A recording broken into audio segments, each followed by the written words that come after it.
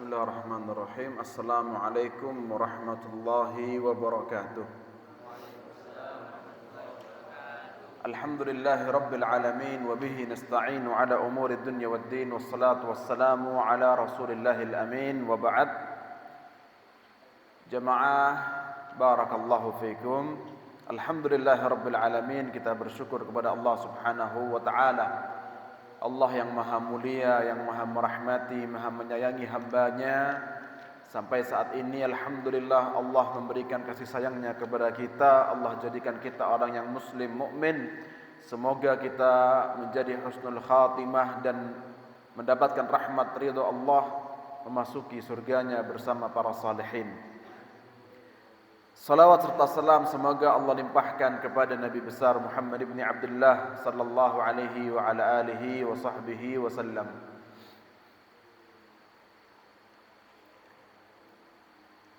Kita sudah membahas kaitannya dengan sebuah hadis yang disebutkan oleh Imam Nawawi pada bab apa? Bab muraqabah. Muraqabah artinya apa?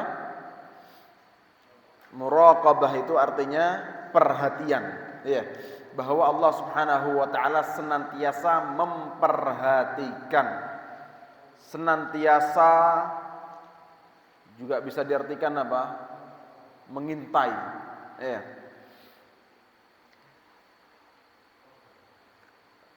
Dalam hadis yang disebutkan oleh Imam Nawawi, yaitu hadis yang sangat masyhur, bahwa Nabi SAW sedang bersama para sahabat duduk-duduk di mana? Masjid Nabawi. Kemudian datang seseorang yang keadaannya sangatlah putih bajunya, hitam rambutnya. Dia itu bukan warga Madinah, tapi sepertinya bukan musafir, tidak ada tanda-tanda musafir. Kalau dia orang Madinah tidak ada yang kenal, ya. Kemudian tanya ke Nabi SAW, kabarkan kepadaku Islam. Maka Nabi menjawab, Islam itu apa? Engkau bersyahadat la ilaha illallah Muhammad Rasulullah. Kemudian engkau melaksanakan salat, engkau melaksanakan zakat, engkau melaksanakan puasa, dan engkau melaksanakan haji apabila mampu, ya. Dan sebentar lagi ini musim, sebentar lagi sudah mulai berangkat orang-orang untuk haji. Kemudian orang yang bertanya ini berkata kepada Nabi sallallahu alaihi wasallam, syukran, jazakallahu khair.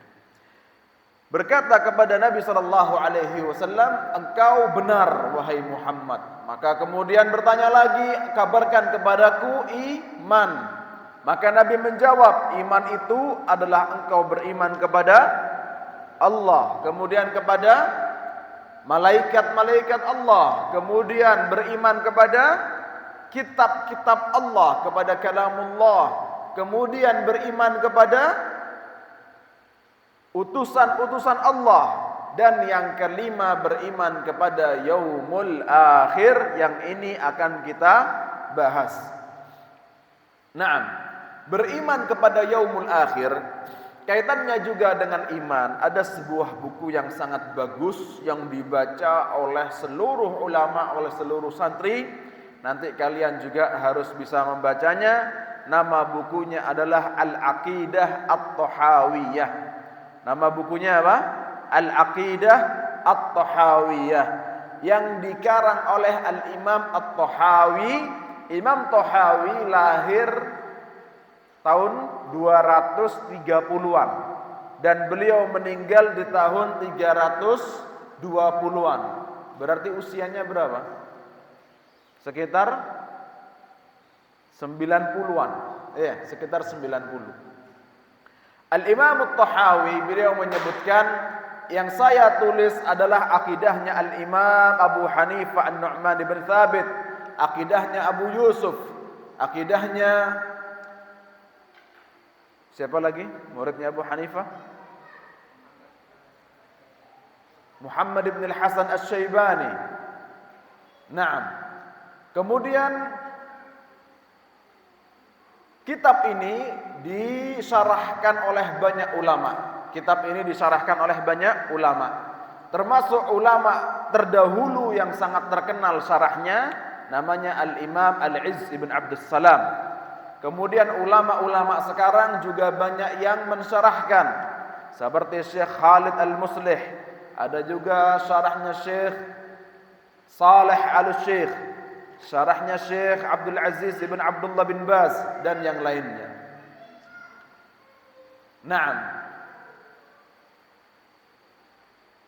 Disebutkan bahwa tentang Yaumul Qiyamah dari syarah kitab ini, seperti syarahnya Al-Izz ibn Abdus Salam, syarahnya Syekh Saleh Al-Syekh, bahwasanya keadaan Yaumul Qiyamah itu seseorang dalam keadaan mati dan semuanya mati, ya, dan semuanya mati, dimatikan semuanya, kemudian dibangkitkan. Dan ini hari yang sangat berbahaya, ya. Kenapa? Bahkan disebutkan di dalam Al-Qur'an, Allah Subhanahu wa taala berfirman, "Wa tad'u kullu dzati hamlin hamlaha." Yang hamil langsung lahiran. Ya. Bayangkan gimana orang itu kalau mau lahiran, ya. Itu ada apa?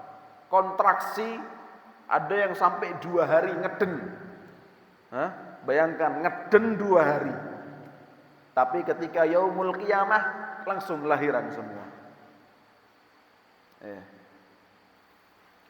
Rambut yang hitam menjadi putih, mati semuanya, kemudian Allah bangkitkan di Yaumul Mahsyar, di hari kebangkitan di padang mahsyar.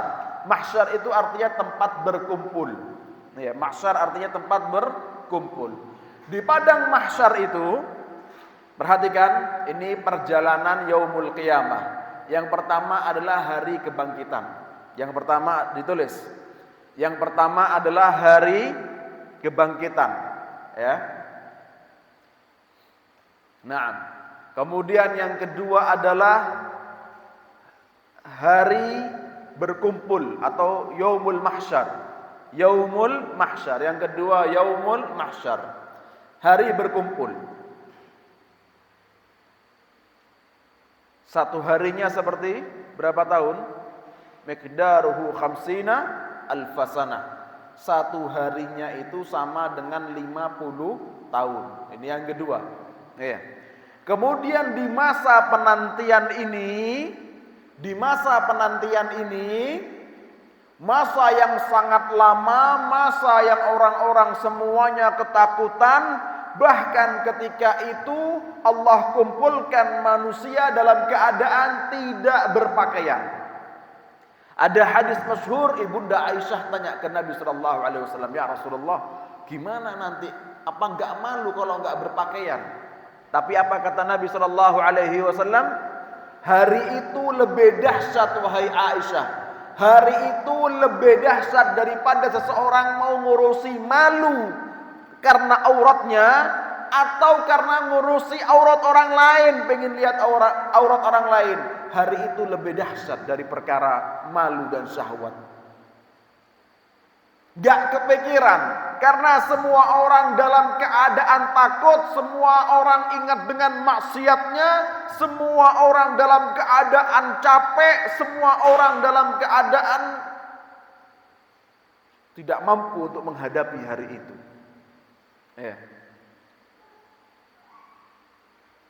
Kemudian ketika manusia dalam keadaan takut, ketika manusia dalam keadaan menunggu yang sudah lama, setelah itu yang ketiga adalah ada haud. Yang ketiga ada telaga Nabi Muhammad sallallahu alaihi wasallam. Tulis. Yang ketiga apa? Telaga Nabi Muhammad sallallahu alaihi wasallam. Siapa yang minum telaga ini? Umat Nabi Muhammad sallallahu alaihi wasallam. Ya. Jadi alhamdulillah kita ini umat Nabi Muhammad sallallahu alaihi wasallam.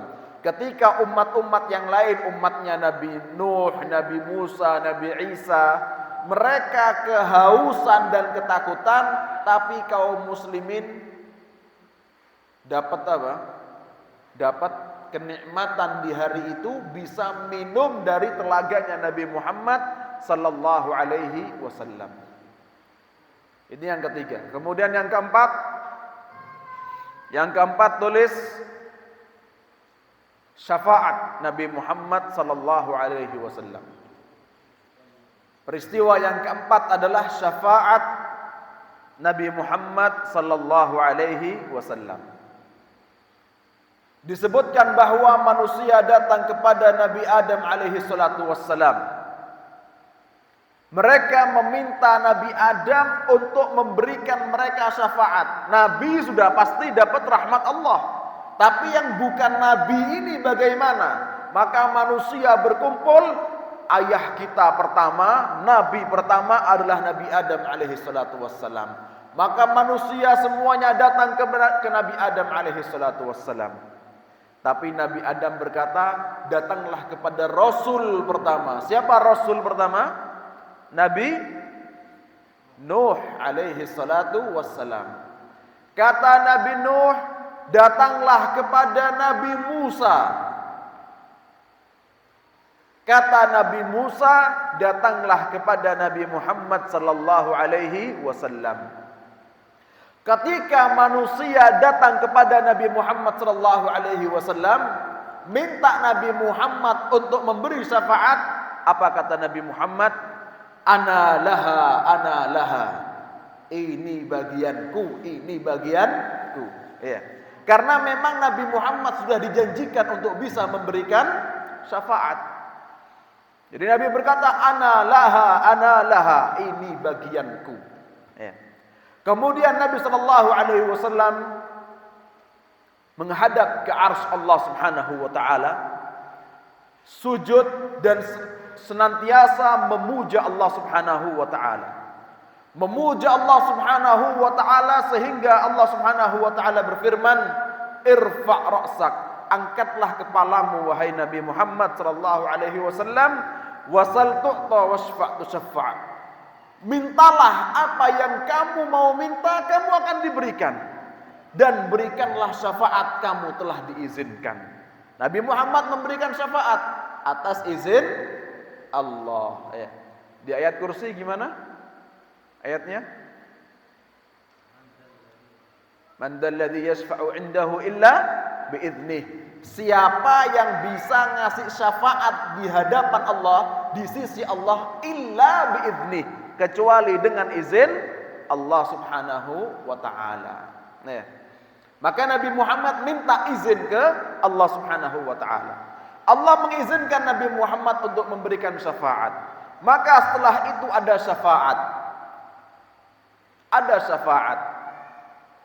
Ada syafaat dari Nabi Muhammad sallallahu alaihi wasallam. Kemudian ada syafaat apa lagi? Syafaat orang yang meninggal di Baqi, yang meninggal di kota Madinah. Kemudian setelah itu, ini yang keberapa barusan? Syafaat 4. Yang kelima namanya pakai ain ra dha. Ain ra dha. Ardul a'mal. Bahasa Arabnya ardul a'mal. Yaitu diperlihatkannya amalan-amalan hamba. Yang kelima ardul a'mal. Diperlihatkannya amalan-amalan hamba. Bukan buku, bukan. Bukan kartu, bukan. Tapi diperlihatkan amalan.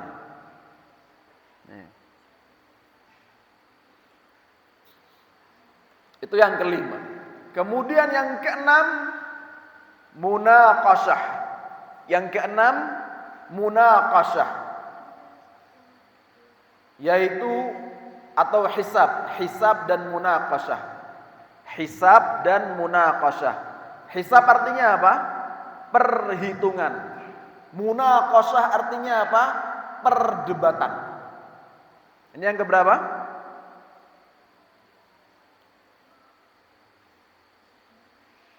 Hisab dan munaqasyah. Jadi pada fase hisab dan munaqasyah, setelah amalan itu ditampakkan, maka seseorang melihat dirinya telah beramal soleh apa saja selama hidupnya, dirinya telah berbuat buruk apa saja selama hidupnya, maka kemudian amalan-amalan yang diperlihatkan ini ditanyakan. Allah menghisab setiap hamba. Allah menghisab setiap hamba, dan ketika itu hamba punya hak, punya waktu untuk munaqasyah, untuk debat. Debati siapa? Debati Allah Subhanahu wa taala. Jadi ketika itu ada manusia-manusia yang ngeyel. Allah Maha tahu tapi masih ngeyel. Pernah mencuri? Enggak ya Allah. Pernah zina? Enggak ya Allah. Ya. Ketika itu ada munaqasyah. Setelah hisab dan munaqasyah, ini yang keberapa? 6. Yang pertama tadi apa? Dibangkitkan, kemudian yaumul mahsyar, kemudian haud, kemudian syafa'ah, kemudian ardul a'mal, kemudian al-hisab wal munaqasyah, kemudian yang ketujuh al-kitab. Yang ketujuh al-kitab.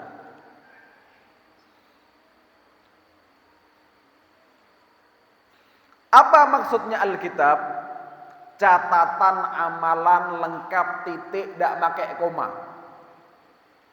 Kalau tadi ketika ardul a'mal orang bisa menyangka, tapi dengan Alkitab ini sudah laporannya malaikat-malaikat Allah Subhanahu wa taala. Gak mungkin salah. Setelah itu ada hisab yang ke-8 ya. Hisab yang ke-8 hisab. Ke-7 kitab, ke-8 hisab. Hisab. Apa perbedaannya hisab yang ke-8 dengan hisab yang ke-6? Perbedaannya adalah hisab ke-6 bisa ngeyel ke Allah. Tapi hisab yang ke-8, hisab yang kedua, ketika itu mulut dikunci dan anggota badan bersaksi di hadapan Allah Subhanahu wa taala. Maka setiap hisab tangannya bilang iya ya Allah. Kakinya bilang iya ya Allah. Kalau yang tadi hisab pertama apa? Mulutnya bisa ngomong dan bisa berdusta di hadapan Allah Subhanahu wa taala. Tapi hisab yang kedua nomor 8 ini tidak bisa berdusta.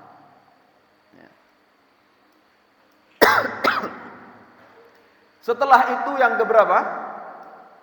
9. Yang ke-9, setiap manusia dikelompokkan dengan nabinya dan dengan kelompoknya masing-masing. Setiap manusia dikumpulkan dengan nabinya, kemudian dengan golongannya masing-masing. Setiap manusia dikumpulkan dengan nabinya, kemudian dengan kelompoknya masing-masing.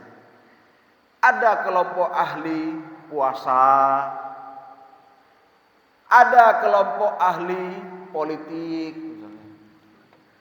ada kelompok ahli maling,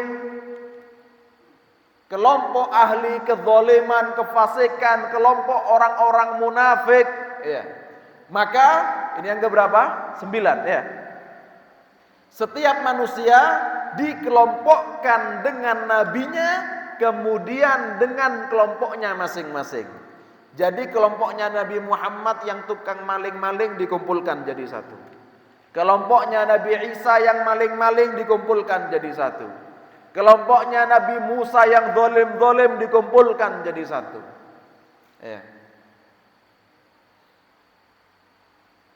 Setelah itu yang ke-10,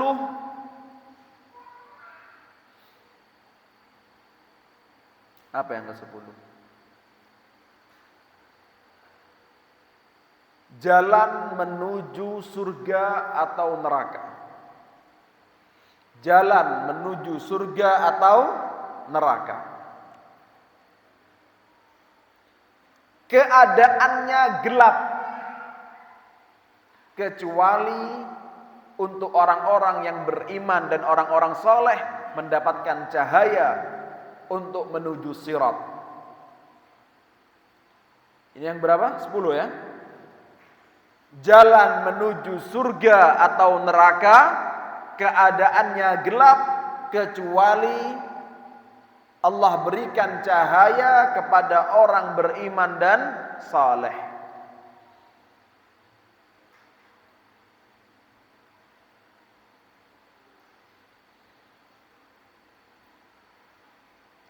Yang ke-11, melewati sirat. Yang ke-11 melewati sirat.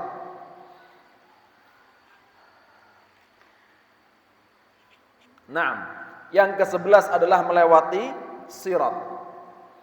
Kalau mau ke surga harus melewati sirat. Apa sirat itu? Jalan, jembatan lebih tipis dari rambut, itulah sirat, jalan menuju surga Allah Subhanahu wa ta'ala. Maka ketika manusia jalan, tadi di fase ke-10, manusia jalan menuju surga atau neraka, di situ ada sirat.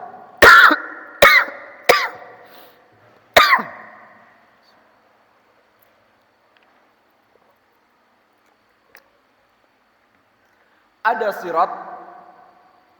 Orang-orang kafir tidak bisa melihat mau ke surga mana siratnya, maka mereka langsung nyemplung ke neraka Allah Subhanahu wa ta'ala. Adapun orang-orang yang beriman, maka mereka mendapatkan cahaya khusus dari Allah dan bisa melihat sirat. Kemudian mereka melewati sirat. Dan yang pertama kali melewati sirat adalah Rasulullah sallallahu alaihi wasallam. Kemudian orang-orang muhajirin yang fakir. Siapa yang pertama kali melewati sirat?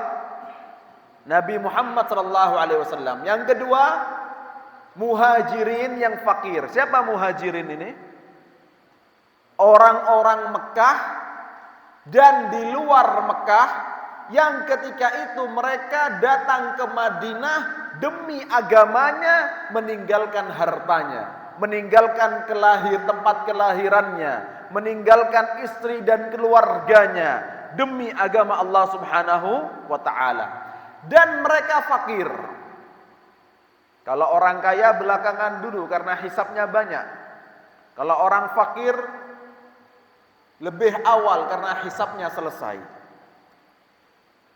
Setelah muhajirin, fuqara'ul muhajirin, kemudian fuqara'ul ansar, kemudian fuqara'ul ansar, orang-orang fakir dari ansar, orang-orang Madinah dari Al-Aus dan Khazraj, kemudian umat setelahnya. Ketika melewati sirat, Nabi keadaan ketika melewati sirat, Nabi menggambarkan kata beliau sallallahu alaihi wasallam, yudrabu as-siratu baina dhahranai jahannam. Sirat itu berada di antara belahan neraka jahannam. La yatakallamu fihi illa rusul. Tidak berbicara ketika melewati sirat kecuali rasul-rasul Allah Subhanahu wa ta'ala. Dan tidak disampaikan kecuali mereka berdoa, Allahumma sallim sallim, Allahumma sallim sallim. Ya Allah, selamatkanlah. Ya Allah, selamatkanlah. Ya Allah, selamatkanlah. Bayangkan, selain Nabi, ngomong aja nggak bisa. Itu gimana jemaah? Orang itu kalau misalnya ketakutan kan doa. Iya. Ini saking takutnya ngomong nggak bisa. Doa nggak bisa.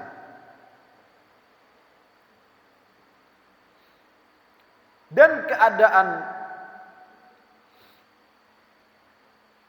Naam. Kemudian jamaah setelah dari sirat yaitu adalah kintarah. Kintarah artinya jembatan. Apa yang dilakukan di kintarah? Dua hal. Pertama kisos, kedua penyucian jiwa. Pertama kisos, kedua penyucian jiwa. Maka seluruh kezaliman antara manusia, antara hamba-hamba Allah, antara makhluk-makhluk Allah Subhanahu wa taala diselesaikan di kintarah. Maka tidak ada lagi masuk surga sedangkan masih punya kezaliman, masih punya dengki. Ya. Yang kedua apa? Penyucian jiwa. Kalau di dunia, ya, kalau di dunia seorang suami punya istri dua, maka wajar istri itu cemburu. Tapi kalau di surga itu sudah tidak ada lagi cemburu. Di surga itu tidak ada cemburu, tidak ada dengki, tidak ada marah, tidak ada gibah, tidak ada keburukan. Hatinya semuanya bersih. Jadi mungkin enggak seorang istri cemburu kepada bidadari? Mungkin di dunia, di surga enggak mungkin.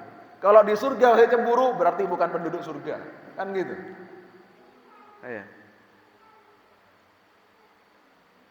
Di dunia antara manusia ada dengki karena harta, karena kepintaran, ada kesombongan, kemudian mengucilkan dan mengejek orang lain. Tapi nanti di surga tidak mungkin lagi olok-olokan, tidak mungkin lagi menghina. Kenapa? Hatinya sudah bersih. Kalau kita sekarang di dunia kan punya haknya setan. Kita di dunia ini punya haknya, setan punya hak. Kata Nabi sallallahu alaihi wasallam, yajri majrad dam. Setan itu jalan di mana? Aliran darah. Nabi Muhammad hatinya dicuci 2 kali sama malaikat. Hati kita setiap hari tambah kotor, kan bisa begitu. Tapi nanti di surga semuanya bersih, melewati kintarah. Kemudian masuk surga. Ini yang keberapa? Setelah kintarah 12. Yang ke-12 adalah memasuki surga Allah Subhanahu wa taala.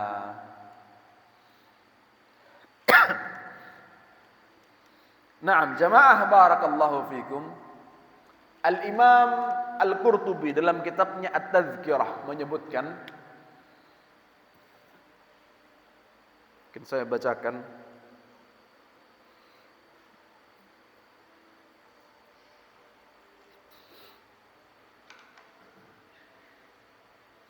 Tafakkar al-an fi ma yahullu bika min al-faza'i bi fuadika idza ra'aita as-sirata wa diqqatahu. Bayangkan sekarang, fikirkan sekarang bagaimana yang akan terjadi kepadamu, rasa takutmu di hatimu ketika engkau melihat sirat dan begitu tipisnya sirat. Thumma waqa'a basaruka ala sawadi jahannam min tahtih. Kemudian engkau melihat besarnya neraka jahanam di bawah sirat. Bukan kecil, bukan got, bukan selokan, bukan susuk sawah. Melewati sirat yang panjang dan di bawahnya ada neraka jahanam yang sangat besar. Thumma qara'a sam'uka syahikun nari wa taghidhuha. Kemudian pendengaranmu engkau mendengarkan bagaimana gemuruhnya neraka jahanam. Waqad kullifta an tamshi 'ala sirat, dan engkau diharuskan untuk lewat di atas sirat. Ma'a dha'fi halika wa tirabi qalbik wa tazalzuli qadamik. Sedangkan keadaanmu sangatlah lemah, hatimu sangatlah lemah, bergetar. Ketika kaki ini bergetar, punggung terasa berat, karena banyaknya dosa yang ditanggung, apakah akan lolos atau tidak dari sirat.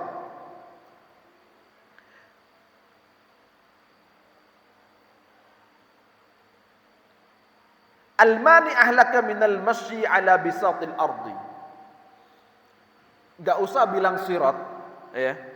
Kalau kamu sudah tahu punya kemaksiatan, sudah dihisab, kemudian akan ada balasan, jangankan jalan di sirat, jalan di muka bumi Allah Subhanahu wa taala tidak mungkin kuat. Betul tidak? Fadlan an hiddatis sirat. Apalagi kalau jalannya di atas sirat. Fa kaifa bika idza wada'ta alaihi ihda rijlaik. Maka kemudian bagaimana kamu mampu untuk menaruh salah satu kakimu saja, fa ahsasta bihiddatihi wa tararta ila an tarfa'a qadamaka tsani. Kamu menaruh satu kakimu saja, kemudian bagaimana kamu merasakan ini adalah sangat-sangat tipis, sangat-sangat lembut, sangat-sangat berbahaya. Di bawahnya adalah neraka jahanam dan kamu harus melangkahkan kakimu yang kedua. Kalau yang pertama kan berarti masih belum disirat, masih bisa hati-hati, masih bisa enggak jatuh. Tapi bagaimana kemudian kamu berani melangkahkan kaki keduamu di atas sirat? Wal khalaik baina yadayka yazillun. Sedangkan engkau melihat banyak ciptaan Allah Subhanahu wa taala, banyak manusia yang mereka tergelincir di atas sirat, wa yata'atsarun, dan mereka memasuki neraka jahannam, wa tatanawaluhum zabaniyatun nari bil khatatifi wal kalalib. Dan di antara mereka yang sedang berjalan ada malaikat-malaikat penghuni jahanam yang mereka memiliki cabik-cabik untuk menarik, untuk mengambil, untuk mengkail orang-orang yang jalan di atas sirat. Wa anta tanduru ilaihim. Engkau melihat kepada mereka. Kaifa yankisuna ila jihatin nari ru'usahum wa ta'lu arjuluhum. Engkau melihat keadaan mereka, kepalanya yang langsung pertama kali masuk neraka dan kakinya yang berada di atas. Fayalahu min mandorin ma afda'ah wa murtaqa ma as'abah wa majalun ma adyaqah fallahumma sallim sallim. Keadaan yang sangat sulit. Ini gambaran dari Al-Imam Al-Qurtubi. Al-Imam Al-Qurtubi dari ulama salaf, ya, dari ulama di abad ke-4 Hijriyah, dan beliau memiliki tafsir yang sangat terkenal.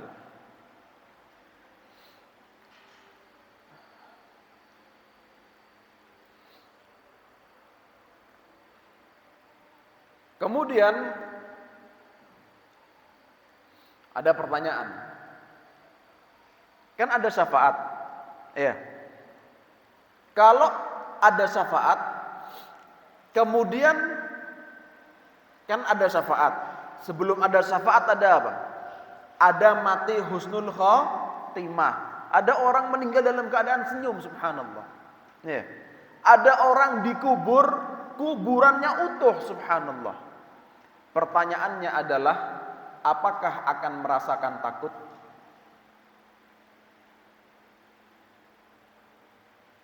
Jawabannya apa? Semuanya merasakan takut. Bahkan Nabi Allah Subhanahu wa taala juga merasakan takut. Kemudian kalau orang sudah dapat kemudian apakah semua orang akan melewati fase-fase ini? Apakah semua orang akan melewati fase-fase ini? Misalnya dia sudah mendapatkan syafaat, apakah akan melewati seluruh fase-fase ini? Jawabannya apa? Ketika syafaat tadi nomor berapa? 4. Iya.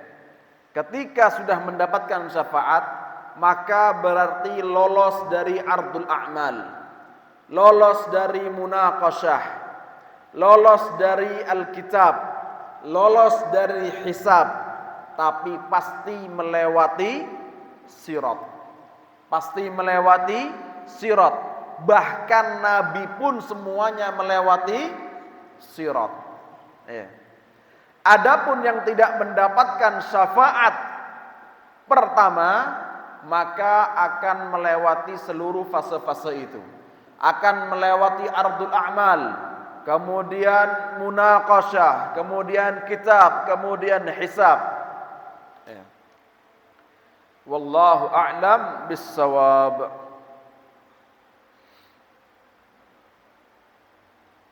Ada pertanyaan?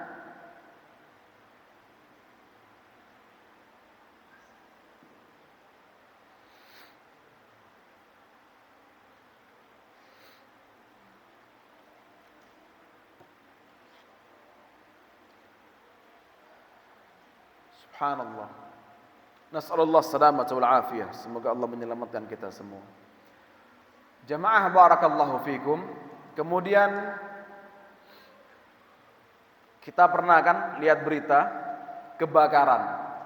Kalau orang kebakaran sampai hangus badannya, hangus rumahnya, biasanya mati atau hidup? Hah? Mati kan? Tapi kita sering membaca, apalagi di hari Jumat, di sholat Jumat, kita membaca di surat Al-A'la, Allah Subhanahu wa ta'ala berfirman bagaimana? La yamutu fiha wa la yahya.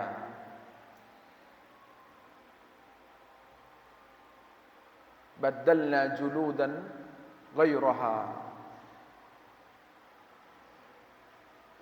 Apa artinya la yamutu fiha wa la yahya? Tidak mati juga tidak hidup. Bayangkan jamaah, api neraka itu ya, yang paling ringan, kata Nabi sallallahu alaihi wasallam,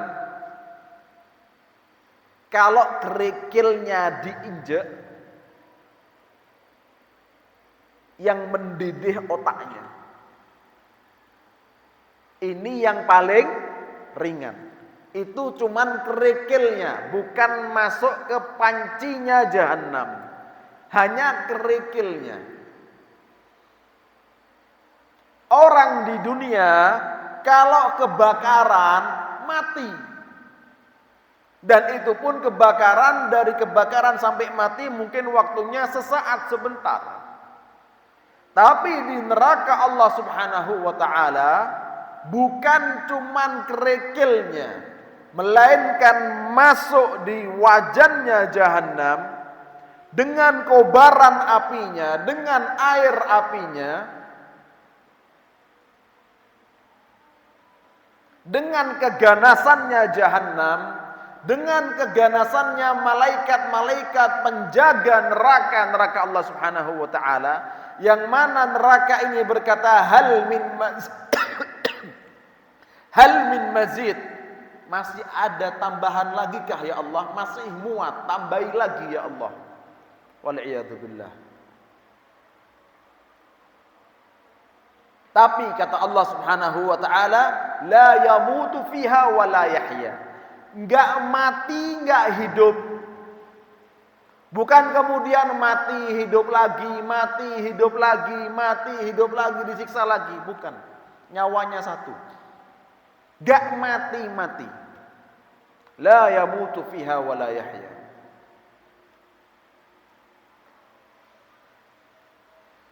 Ketika kulitnya habis, diganti kulit baru sama Allah.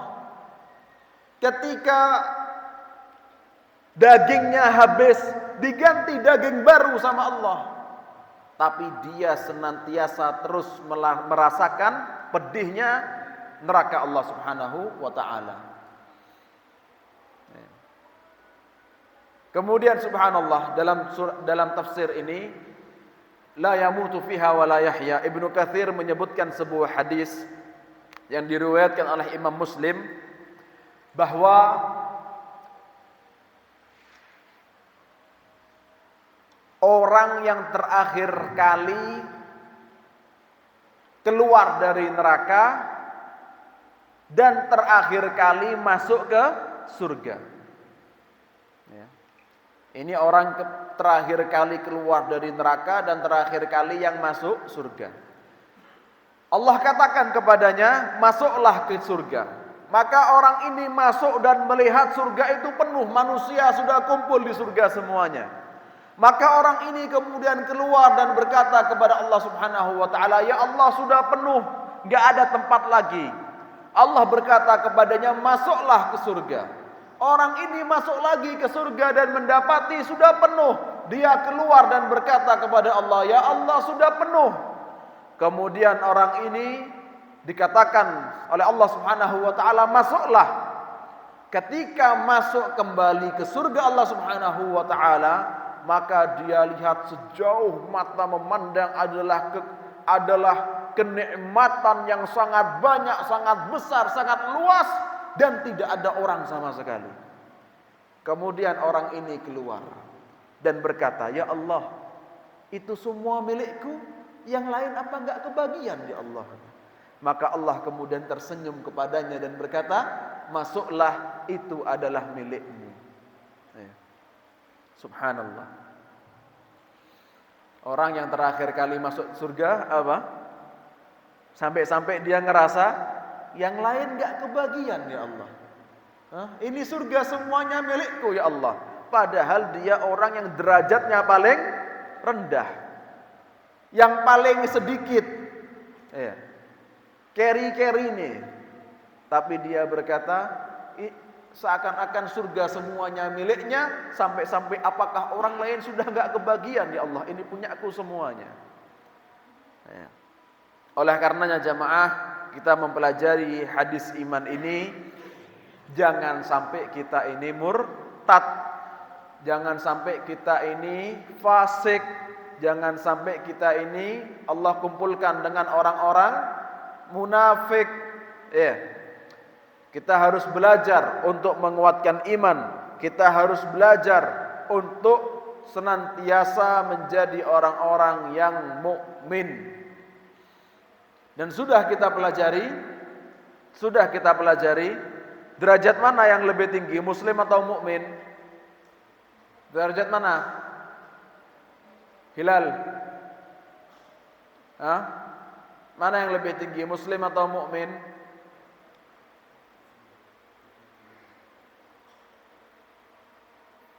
Derajat yang lebih tinggi adalah mukmin. Setelah mukmin, muhsin. Ya, muslim, mukmin, kemudian muhsin. Ya. Subhanallah.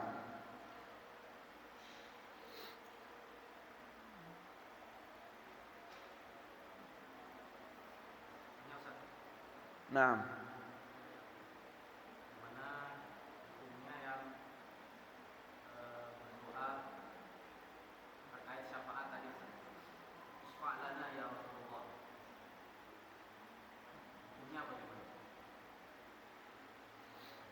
Naam. Meminta syafaat kita meminta kepada Allah Subhanahu wa taala. Dan nanti di yaumul qiyamah berhadapan dengan Rasulullah sallallahu alaihi wasallam, kita meminta syafaat kepada Nabi Muhammad sallallahu alaihi wasallam.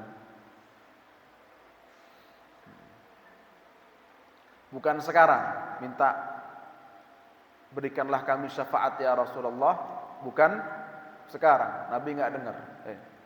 Kecuali kalau sholawat disebutkan bahwa malaikat menyampaikan sholawat kepada Nabi Muhammad sallallahu alaihi wasallam. Dan ini adalah hal yang gaib. Ini adalah hal yang gaib. Hal yang gaib. Maka kita tidak melebihkan dari apa yang disampaikan oleh Nabi Muhammad sallallahu alaihi wasallam. Salawat sampai kepada beliau, malaikat menyampaikan salawat, dan hal yang gaib tidak bisa dikatakan oh berarti yang lainnya disampaikan semuanya. Tahu dari mana kita? Wallahu a'lam bissawab.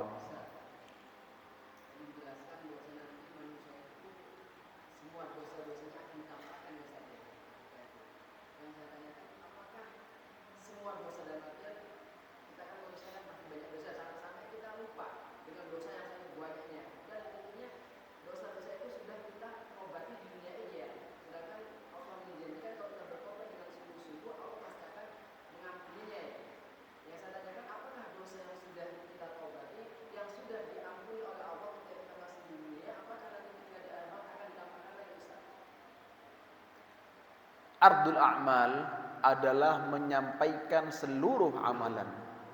Dan kitab juga menyampaikan seluruh amalan. Ya. Kemudian di saat itu kita memohon rahmat Allah Subhanahu wa taala. Sebagaimana ketika kita di dunia bertaubat, minta ampun, minta kasih dari Allah, ketika nanti di yaumul hisab kita juga minta ampun dan minta kasih dari Allah Subhanahu wa taala. Maka Allah Subhanahu wa taala mengampuni dan juga tidak mengampuni. Ulama ahlu sunnah wal jamaah menyebutkan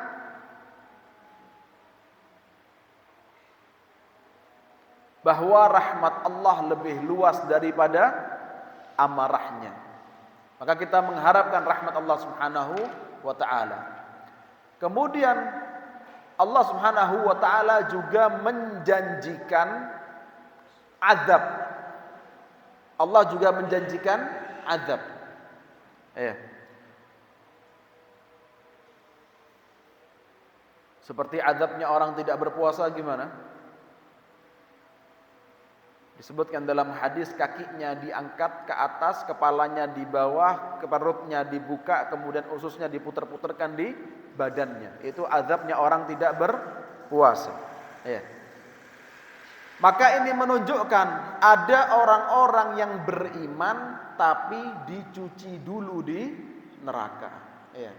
Maka semuanya adalah tergantung dari takdir pilihan Allah Subhanahu wa taala.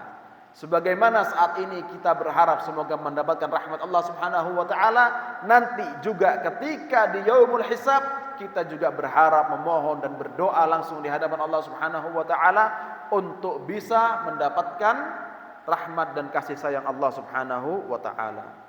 Wallahu a'lam bissawab. Jadi di sini tobat, di sana nanti yaumul mahsyar tobat lagi, Pak. Minta di sini di dunia minta ampun, nanti di yaumul mahsyar minta ampun lagi. Bahkan kita di dunia ini lupa. Siapa yang masih ingat maksiatnya ketika baru balik? Terperinci. Gibahnya dari semenjak balik. Ya kalau adik-adik baru balik masih ingat mungkin. Hah? Tapi yang sudah tua-tua pernah gibahin siapa saja? Dosa-dosa yang gak kroso itu, Pak. Tapi nanti di ardul a'mal semuanya disampaikan. Di kitab semuanya terperinci ada, tidak ada yang terlewat. Mithqala dzarratin khairai yarah. Sekecil apapun kebaikan maka dilihat, ditimbang.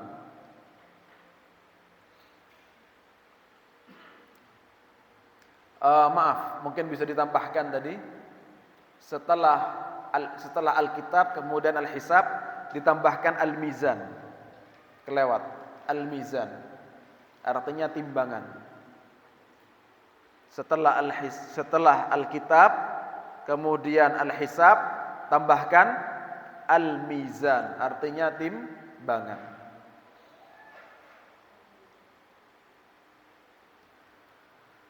Wallahu a'lam bissawab. Ada pertanyaan lagi?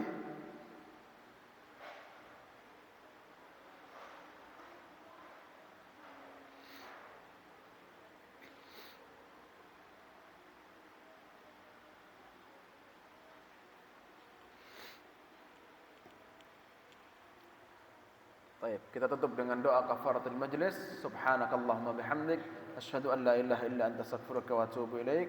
Wassalamualaikum warahmatullahi wabarakatuh.